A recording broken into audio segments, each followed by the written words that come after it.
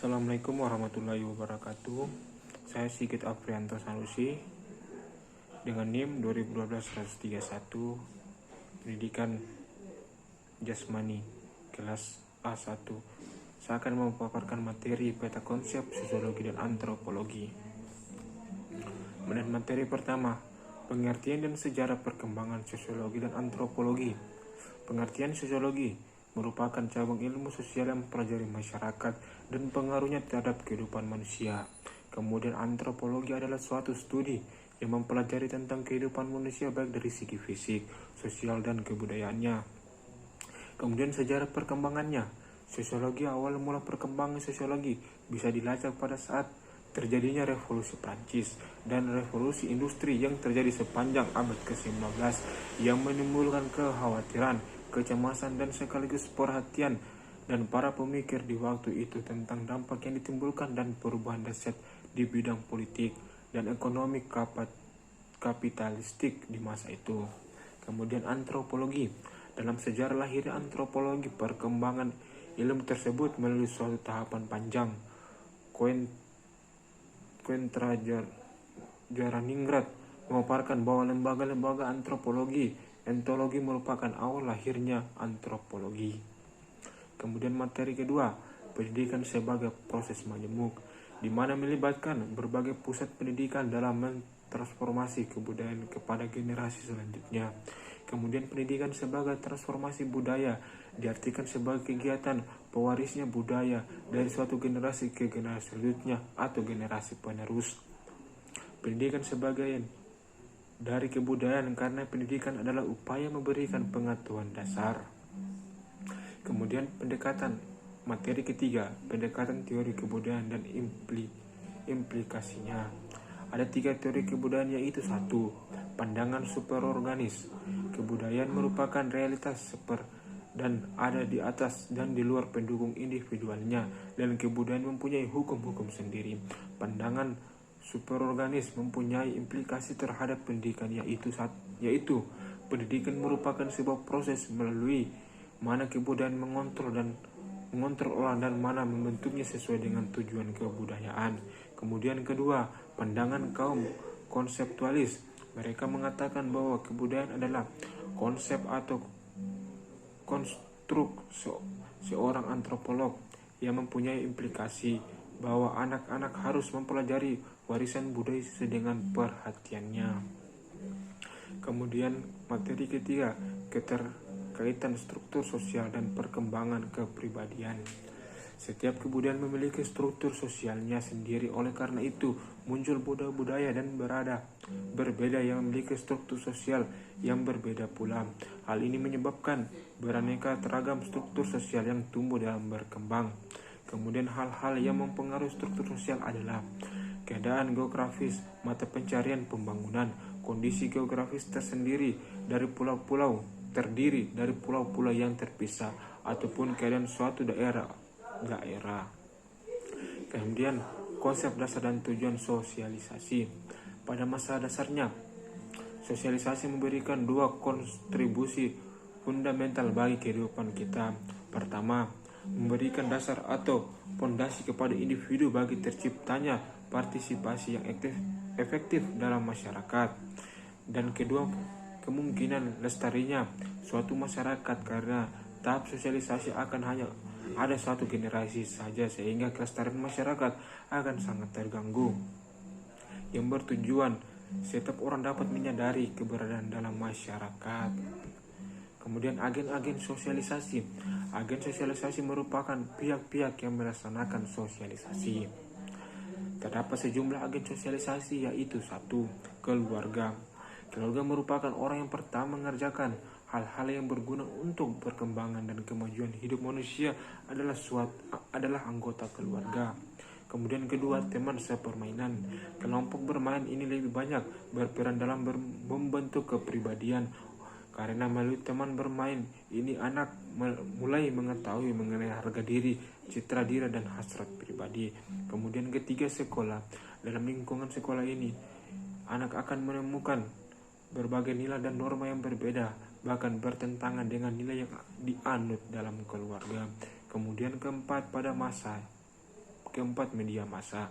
Media massa sebagai sarana dalam proses sosialisasi karena media banyak memberikan informasi yang dapat menambah wawasan untuk memahami keberadaan manusia dan berbagai permasalahan yang ada di lingkungan sekitar. Kemudian materi berikutnya, model sosialisasi. Model sosialisasi yang dimaksudnya itu pola asuh anak. Pola asuh dalam keluarga adalah proses mendidik anak dari kelahiran hingga anak memasuki usia dewasa. Pola asuh demokratis ini, orang tua memberikan kebebasan pada anak, namun tetap dibimbing dengan arahan yang sesuai. Kemudian materi selanjutnya, konsep, proses, dan teori perubahan sosial budaya. Dalam perkembangan teori perubahan sosial dan budaya terbagi lagi dalam berbagai macam konsep. Adapun beberapa konsep yang berkembang dalam teori perubahan sosial dan budaya adalah sebagai berikut. 1. Teori siklus. Dalam teori ini dikemukakan bahwa kehidupan akan selalu berputar. Kedua, teori evolusioner. Teori evolusioner adalah teori yang percaya bahwa manusia berkembang sesuai dengan tahapan yang berlaku pada setiap manusia tanpa terkecuali. Kemudian ketiga, teori non-evolusioner. Teori yang satu ini juga mengandalkan beberapa poin dari teori revolusioner, hanya saja terdapat beberapa perubahan akibat perbedaan. Kemudian materi berikutnya, dampak perubahan sosial budaya terhadap pendidikan. Dampak 1, dampak positifnya, kemajuan ilmu mengetahui dan teknologi. Proses belajar mengajar lebih mudah. Siswa dapat mengembangkan kemampuan dan akses ke wawasan seluas-luasnya. Kemudian fasilitas dan pembelajaran lebih modern. Siswa lebih inovatif dan kreatif. Kemudian kedua, dampak negatif. Menjadi pribadi yang individualistis, menjadi individu yang konsumtif, hedonistik, lunturnya budaya-budaya bangsa, dan adanya pornografi di kalangan pendidikan. Kemudian materi berikutnya, kultur sekolah. Kultur sekolah adalah serangkaian keyakinan, harapan, nilai-nilai, norma, tata aturan, dan rutinitas kerja yang diinternalisasi warga sekolah sehingga mempengaruhi hubungan sejawat dan kinerja warga sekolah dalam upaya mencapai tujuan sekolah. Cara-cara membangun kultur dan masyarakat sekolah. Berikut beberapa kegiatan yang dapat dilakukan sebagai upaya untuk membangun kultur kelas sekolah dan kondusif bagi pendidikan nilai di sekolah. 1. Hadapi masalah. Murid diajak berdiskusi untuk menyelesaikan suatu masalah konflik. Kemudian 2. Reflective thinking atau critical thinking. Murid secara pribadi atau kelompok diajak untuk membuat catatan, refleksi, atau tanggapan atas suatu artikel, peristiwa, kasus, gambar, foto, dan lain-lain. Kemudian ketiga, dinamika kelompok. Murid banyak dilibatkan dalam kerja kelompok secara kontinu untuk mengerjakan suatu proyek kelompok. Kemudian keempat, membangun suatu komunikasi.